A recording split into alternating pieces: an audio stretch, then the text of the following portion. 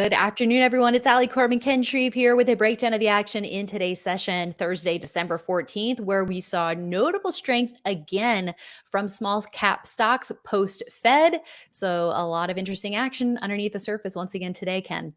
Yeah, no doubt about it. I mean, really, the action was in small caps, like you said. The rest of the market didn't really move a whole lot, but a lot of good movers, just like we saw yesterday. So let's take a look at a rare Dow stock. We don't look at Dow Jones stocks too much on this video, but take a look at American Express, which is joining in that financial rally. Also, want to take a look at Flowserve, FLS, and finally, name on leaderboard, Datadog, DDOG. Okay, well, we'll get to those three stocks, but first, let's take a look at the major indexes. We'll kick things off with a chart of the Russell 2000 small cap index surging today 2.6% on the heels of a big move in yesterday's session, up 3.5%. So just an eye-popping move in two sessions here. So the Russell 2000 now very close to the 2000 level on this index, hitting a little bit of resistance there. But if you put that in context of where it's come from, how quickly, Ken, this is pretty interesting here. Yeah, it is, and it's made such a powerful move, and you've got that resistance level highlighted there. So it may pause and digest gains a little bit here. Like you said, up 3.4% yesterday, up big again today. But we've been talking about this expanding breadth in the market, and certainly small and mid cap stocks have joined the party here. A lot of people still asking questions about the Magnificent Seven. Can they still lead the market? And that's kind of a question mark right now. But really good to see small and mid cap stocks, gaining gusto here. Yeah, exactly. So if we're seeing a little bit of rotation out of the Magnificent Seven type stocks, at least on a day-to-day basis, we don't know if it's short term or how long that kind of rotation is going to last. But if you look at a day like today and seeing that, it actually may not be a bad thing because we've been saying so long how we really want this to be a broad-based rally. So seeing the small caps really kicking it into high gear and on the verge of a critical long-term level, could this lead to even higher prices, kind of that snowball effect potentially, Ken? Yeah, I mean, quite possibly. There's a lot of things that are going right in this market right now. We've seen a nice expansion in breadth. I mean, on the Nasdaq today, breadth was a little better than 2-to-1 positive. On the NYSE, it was more than 3-to-1, almost 4-to-1 positive at last check. So yeah, there's just it really has been a while since we've seen this much strong action underneath the surface. And we talked about the really good follow through days that we saw for the Nasdaq and the S&P 500, November 1st and November 2nd.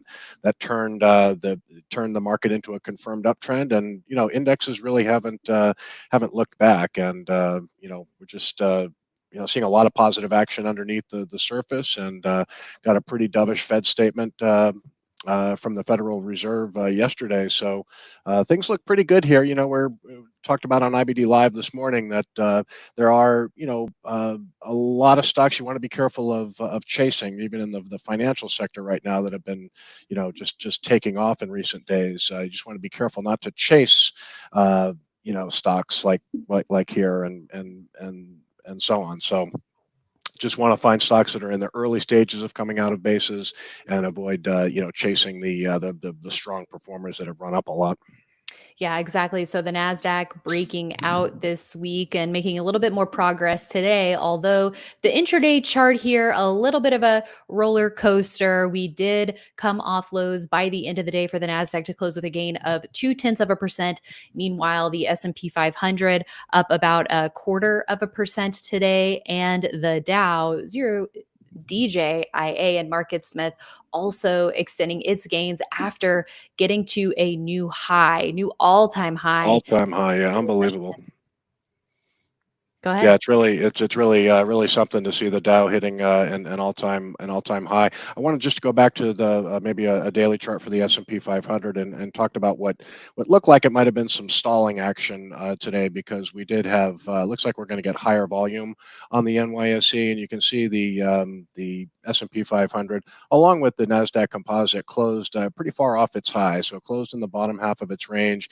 You had heavy volume without a lot of price progress. So we do call that stalling, and it might be enough to add a distribution day to the count, and not a big deal. We're dealing with a market that has been very light on distribution, but both the S&P 500 today and the Nasdaq showed stalling type action. So we'll see Right. how the big picture explains that later today. Yeah. And with the bullish action that we saw in yesterday's session, I guess not really a surprise to see the major indexes lose steam a little bit here today, given how stretched we are now from the moving averages. But a strong market, we can't discount that. But now I guess traders just, looking at historical market conditions, when we do start getting stretched from those moving averages, just needing to be aware of a potential pause or pullback, Ken. Yeah, I think so. And honestly, today to see that stalling type action again, it's not a reason to get bearish about things. But like I said, when you look at all the positives happening in the market right now, with interest rates going down and the U.S. dollar acting weak, we could pull back. But like I've been talking about, we want to see kind of low volume declines in the indexes at this point, and we don't want to see heavy volume behind declines. I mean, it's easy to see a little bit of consolidation here, but if we can keep these distribution days on a light count, that would bode well for continued strength into next year. Definitely. And you mentioned the dollar. So here's a visual representation of that with the ETF UUP, with the dollar at its lowest levels since late August, early September. And here's 0TNX, the 10-year treasury yield, now below that 200-day moving average and at its lowest levels since late July, which coincides with the index highs, right? We saw the indexes hitting highs in late July. So now we're seeing indexes breaking out above those levels. So continuing to see this inverse relationship between the yields and equity prices in effect here, Ken. Yeah, no doubt. I thought there was a pretty good chance that this 10-year yield was going to hold firm right around that 4% level. You can see that's where the on the daily chart here, the 200-day moving average is sitting just above 4%, but came down sharply yesterday after the Fed statement, and it extended losses today. So that round number of 4% did not hold, and stocks have taken this as a cue to rally.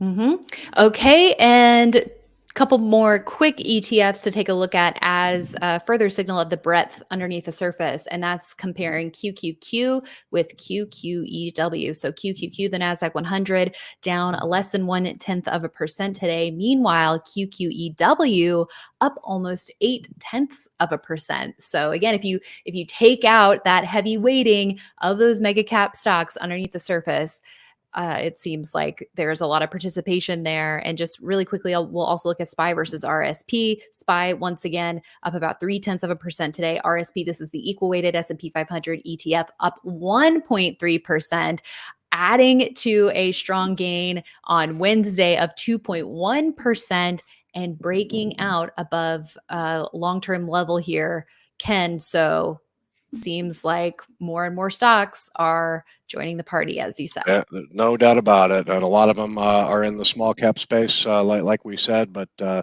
think both RSP and QQEW are just a good representation of how the breadth is really expanding nicely in this market, and that's what you want to see, in a bull phase. So that's definitely a feather in the market's cap right now.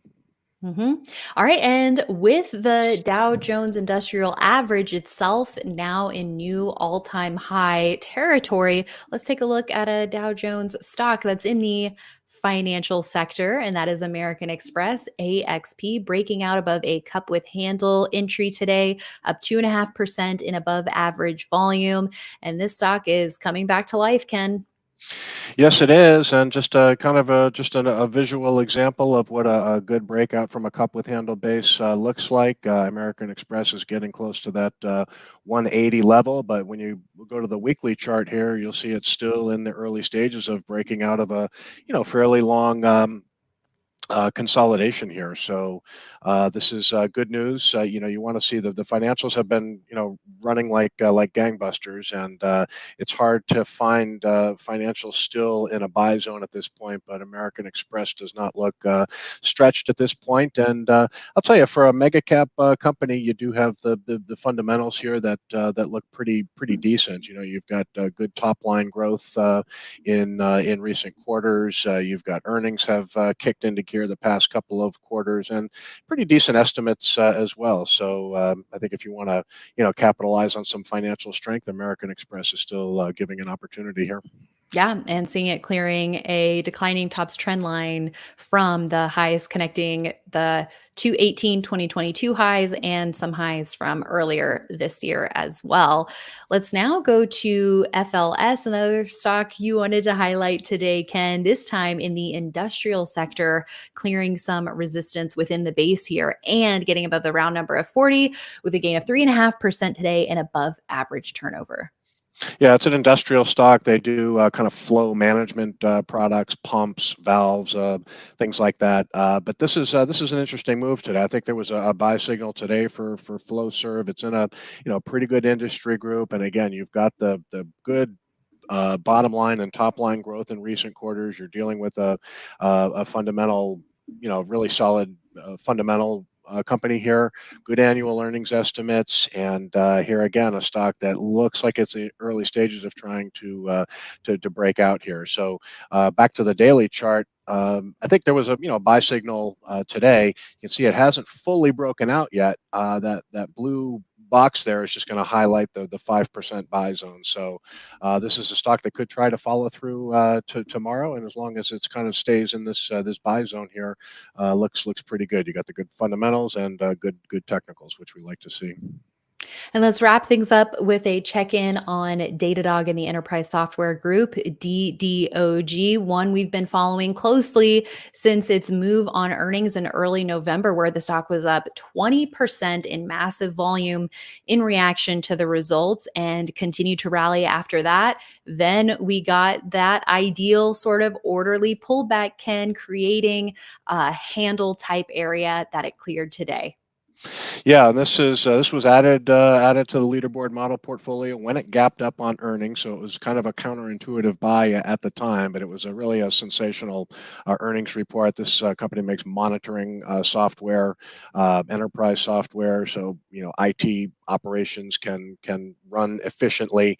So a really nice earnings report, and the stock just kept going after earnings. And just a good example, again, how an alternate entry can be seen. Like you said, it pulled back close to its 21-day line, trying to take out that most recent pivot. My eyes aren't great. It looks like 120 and change. It's kind of floating right near an alternate entry here. So again, it's a high quality growth stock, and we've got a lot of them on the leaderboard model portfolio right now, and still looks good here. Interesting, a different perspective on the weekly chart. You do have a lot of up weeks in a row here. So again, a stock that could try to pause here, but at least the action today for those that have a profitable position could have taken the opportunity to increase the position today. Yeah, a great job there by the leaderboard team, Ken. And that wraps it up for today. Thanks so much for tuning in, everyone. We will be back with more tomorrow morning on IBD Live, and we hope you join us. Investors.com/IBD Live for all the details on that. We will see you then, and we'll also see you right back here tomorrow at the close to wrap up the week.